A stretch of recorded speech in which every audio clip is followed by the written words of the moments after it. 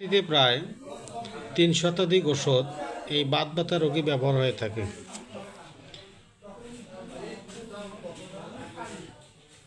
হোমিওপ্যাথিতে প্রায় ৩ শতাধিক ওষুধ বাত ব্যথায় ব্যবহার হয়ে থাকে।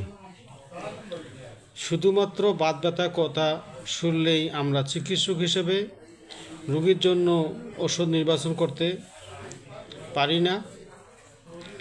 এর জন্য আমাদেরকে রোগীর কাছ থেকে আরও কিছু তথ্যের দরকার। বাত ব্যথা ব্যতীত বা এই সমস্যা ব্যতীত অন্য অন্য লক্ষণগুলোর উপর ভিত্তি করে আমরা ওষুধ নির্বাচন করতে পারি। যেমন স্বভাবতই আমরা বাত ব্যথায় বিশেষ কোনো অঙ্গকে বুঝে থাকি, কিন্তু আসলে বিষয়টা তেমন নয়। 2 হাত 2 পা ব্যতীত আমাদের অন্য অন্য অঙ্গেও বাত ব্যথা হতে পারে। বাত ব্যথাগুলোকে আমরা স্থানের উপর ভিত্তি করে বিভিন্ন নামে পরিচিত, যেমন সন্ধিবাত বা যেটাকে বলে গাঁট। আরেকটি বাত রয়েছে গেঁটে বাত, কটিবাত বা কোমরে প্রদাহ, মেরুদণ্ডে প্রদাহ, সাইটিক বাত, বাত জ্বর, সংক্রমণজনিত বাত, ঘাড়ে বাত, পার্শ্ববাত। এই ধরনের বিভিন্ন নামে আমরা নামকরণ করে থাকি এই বাত ব্যাপারে। কিন্তু বাত নির্দিষ্ট কোনো রোগকে আমরা কল্পনা করি না। আমরা যখন রোগীর বাত ব্যথার ওষুধ নির্বাচন করব, সেক্ষেত্রে আমরা রোগীর কাছ থেকে বেশ কিছু তথ্য জানব। তার আগে আমরা জানাই বাত ব্যথা কেন হয়। এই বাত ব্যথার উৎপত্তি স্থল হিসেবে আমরা সবচেয়ে বেশি যে লক্ষণটি পেয়ে থাকি রোগীর কাছ থেকে, তা হচ্ছে আঘাতজনিত। আঘাতের পরবর্তীতে রোগীর বাতের উৎপত্তি হয়। দ্বিতীয়ত অপুষ্টিজনিত কারণেও বাত ব্যথা দেখা দিতে পারে। অনেক সময় দেখা যায় আমাদের যে খাদ্য সুষম খাদ্যের প্রয়োজন আমরা তার চাহিদা অনুযায়ী পারি না। সেই খাদ্যের অভাবের উপর ভিত্তি করে আমাদের রোগের সৃষ্টি হয়, তার মধ্যে বাত ব্যথা অন্যতম। বয়স বৃদ্ধির সাথে সাথে এ রোগের প্রবণতা দেখা দেয়। বিশেষ করে মধ্য বয়সের পরে আমরা বেশিরভাগ এ রোগে আক্রমণের শিকার হই। প্রায় 55 থেকে 60 বছরের পরে মানুষের এই রোগটি বেশি দেখা দিয়ে থাকে। শরীরে অতিরিক্ত ওজন বাত ব্যথার কারণ হিসাবে কোনো অংশে কম নয়। বিভিন্ন প্রকার রোগ জীবাণু আমাদের শরীরে আক্রমণ করে, তার উপযুক্ত ব্যবস্থা না নিলে পরবর্তীতে তা বাত রোগ নামে পরিচিতি লাভ করে বা সৃষ্টি করে। অনেক সময় দেখা যায় এই বাত ব্যাধি রোগটা বংশ পরম্পরায় চলে আসে, বংশের ধারা অনুযায়ী। এছাড়াও বিভিন্ন কারণে বাত ব্যথা হতে পারে, সেক্ষেত্রে মায়োজেনেটিকের ওপর নির্ভর করে। এই বাত ব্যথা হলে আমরা কিভাবে বুঝবো বাত ব্যথা? বাত ব্যথা যে অঙ্গে হয় সে অঙ্গে প্রদাহ হয়, ব্যবহারে অক্ষমতা, অস্বচ্ছন্দ বোধ করে, ওজন কমে যায় বা বৃদ্ধি পায়, পেশি ব্যথা হয়, দুর্বলতা লাগে, পরিমিত ঘুম হয় না, অস্থিরতা দেখা দেয়, শরীরের যে কোনো অংশে ফোলা ভাব থাকে, বিভিন্ন জয়েন্টে ব্যথা অনুভব হয়।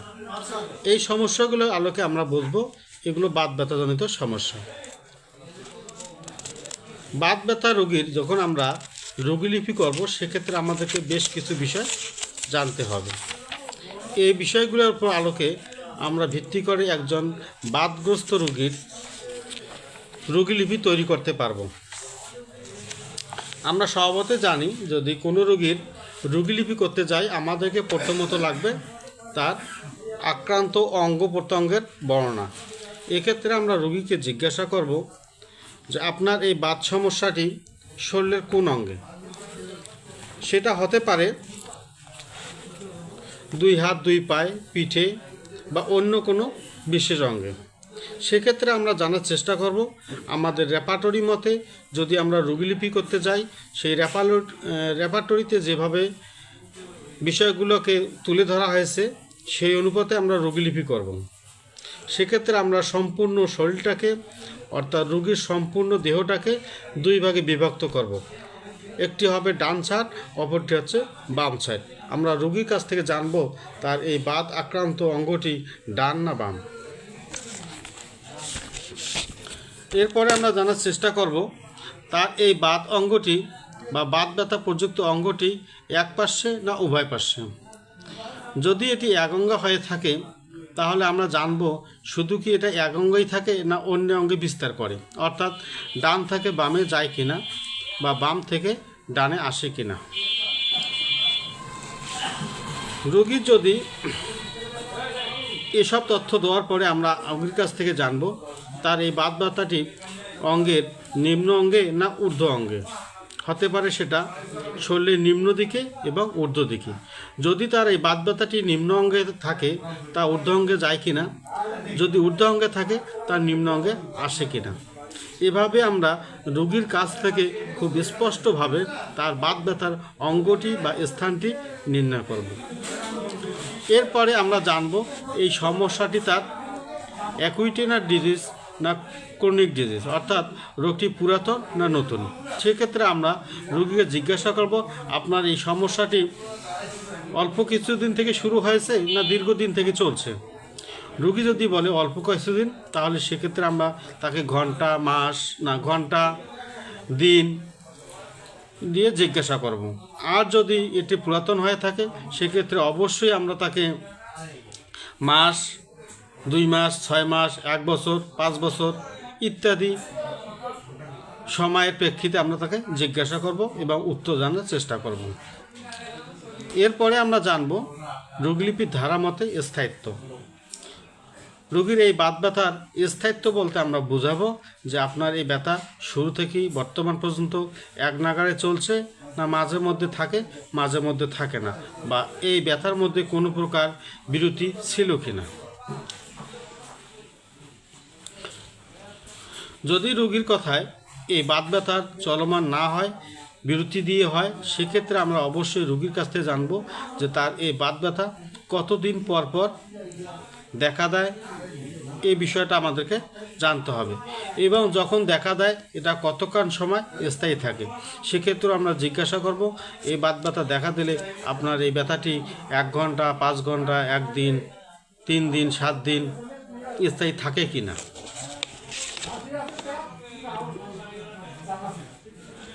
তার এই ব্যথাটি কোনো প্রকার ওষুধ সেবন ব্যতীত কমে কিনা।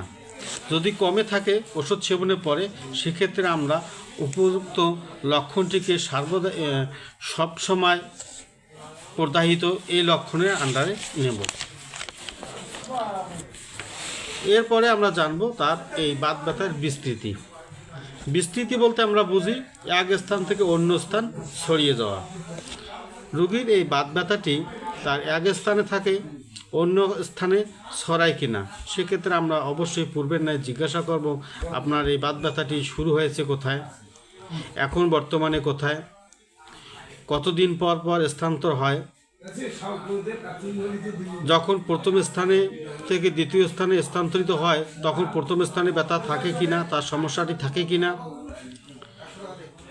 তার সমস্যাটি নিচ থেকে উপরে যায় কিনা, উপর থেকে নিচে আসে কিনা, যদি স্থানান্তর হয় তার স্থানান্তরিত জায়গায় প্রদাহ কীরকম একই রকম থাকে কিনা। এভাবে আমরা রোগীর কাছ থেকে বিস্তারিত তথ্য নেওয়ার চেষ্টা করব তার বিস্তৃতি সম্পর্কে।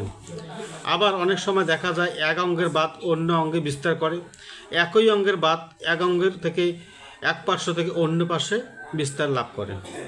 সেক্ষেত্রে আমরা অবশ্যই অঙ্গগত স্থানান্তর এবং অঙ্গের অংশগত স্থানান্তর বিষয় অবশ্যই জানব। এরপরে সবচেয়ে গুরুত্বপূর্ণ একটি বিষয়, সেটা হচ্ছে বাত ব্যথা রোগীর প্রকাশ ও অনুভূতি। আমরা জানি প্রকাশ সাধারণত দুই ভাগে হয়ে থাকে, একটি হচ্ছে আকৃতিগত, আরেকটি হচ্ছে বর্ণগত। আকৃতিগত বাত ব্যথার ক্ষেত্রে আমরা কি কি জানব বা রোগীর কাছ থেকে কি কি জানার চেষ্টা করব। রোগীর যদি বাত ব্যথার আকৃতিগত দিক থেকে বিবেচনা করি, সেক্ষেত্রে আমরা যে বিষয়গুলো পেয়ে থাকি তা হচ্ছে আকৃতিগত দিক থেকে ফুলে যাওয়া বা জায়গাটা মোটা হয়ে যাওয়া, শুকিয়ে যাওয়া বা চিকন হয়ে যাওয়া, কুঁচকে যাওয়া বা সংকুচিত হওয়া। আকৃতিগতর মধ্যে আমরা যে বর্ণগত দিকটি পেয়ে থাকি, অর্থাৎ প্রকাশের দিক থেকে বর্ণগত দিক, বর্ণ বলতে আমরা রং অর্থাৎ কালারের পরিবর্তন, তার এই বাতগ্রস্ত অঙ্গটির বা স্থানটির কালারগত কোনো পরিবর্তন হয় কিনা, সেক্ষেত্রে আমরা সবগুলো রং দিয়ে বিবেচনা করব। লাল বেগুনি হওয়া, নীল হওয়া, আসামি হওয়া, কালো হওয়া, হলদে হওয়া, সাদাটে হওয়া, লালচে হওয়া ইত্যাদি। রোগীর এই রং পরিবর্তন হয় কিনা তার বাতগ্রস্ত অঙ্গের।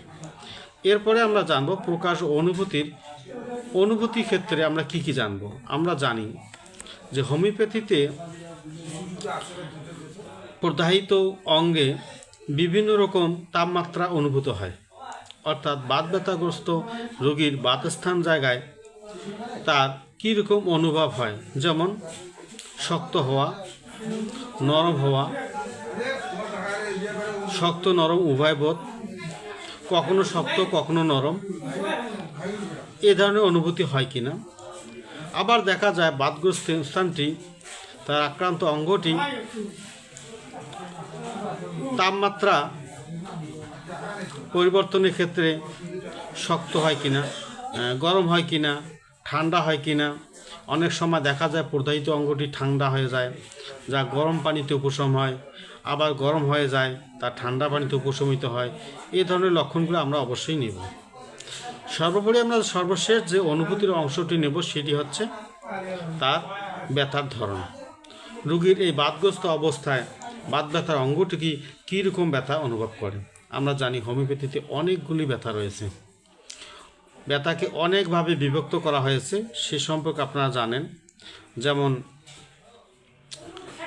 কেটে ফেলার ন্যায় ব্যথা, ছিঁড়ে ফেলার ন্যায় ব্যথা, টাটারি ব্যথা, জ্বালাকর ব্যথা, হুল ফুটানো ব্যথা, সুচ ফুটানো ব্যথা, চেপে ধরার মতো ব্যথা, ঠেলে বের করে দেওয়ার মতো ব্যথা, দপদপানি ব্যথা। এ ধরনের বিভিন্ন ব্যথার সাথে হোমিওপ্যাথির ওষুধের সম্পৃক্ত রয়েছে। আমরা রোগীর কাছ থেকে তার প্রদাহিত বা ব্যথার ধরনটা কীরকম সেটা জানার চেষ্টা করব। সেটা একাধিক হতে পারে, একের সাথে জ্বালাকর ব্যথা এবং দপদপানি ব্যথা, একের সাথে জ্বালাকর ব্যথা ও সুচ পাঠানো ব্যথা। সেক্ষেত্রে আমরা রোগীর কাছ থেকে এই তথ্যগুলো জানার চেষ্টা করব। বাত ব্যথার উৎপত্তির কারণ বা কখন তার এই ব্যথাটি অনুভূত হয়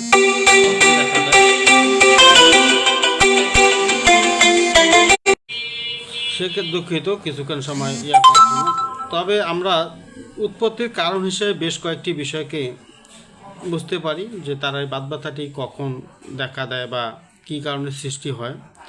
অনেক সময় দেখা যায়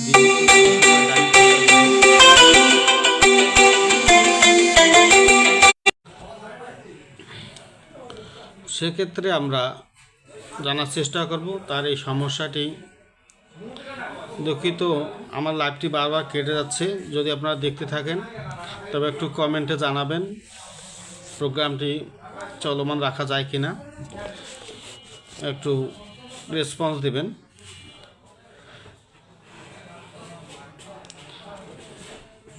তার এই বাত ব্যথাটি কখন অনুভূত হয়, অনেক সময় দেখা যায় দীর্ঘ সময় দাঁড়িয়ে থাকা, দীর্ঘ সময় বসে থাকা, দীর্ঘ সময় শুয়ে থাকা, পা ঝুলিয়ে থাকা, পা গুটিয়ে থাকা, দীর্ঘ সময় শয়নের পরে বিভিন্ন কারণে তার এই বাত ব্যথার সমস্যাটি উৎপত্তি হয়ে থাকে। এছাড়াও পূর্বে বলেছি কাজ করার কারণে, আঘাতজনিত কারণে, বিভিন্ন সমস্যার কারণে এই বাত ব্যথার উৎপত্তি হতে পারে।